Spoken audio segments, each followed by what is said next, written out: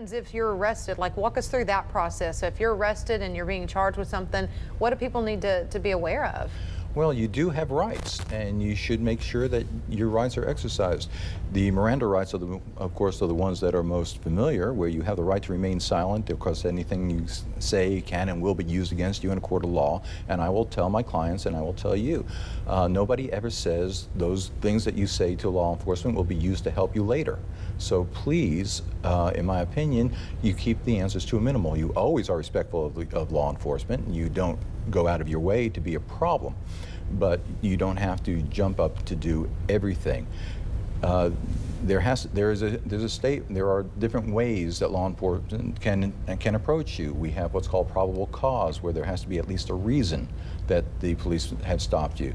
There's investigative stuff. There's all kinds of things. Once that stop has happened and an investigation has happened, there is a possibility that you will be arrested. Once that arrest happens, you are in custody. Once you're in custody, that's when the Miranda rights catch up. Okay. It doesn't happen before you're in custody. Okay. At that point, you almost always have a right to a bond and to get bail and to have a bail placed for you that will be set up. You can be held for a little while before that happens. Then we move on.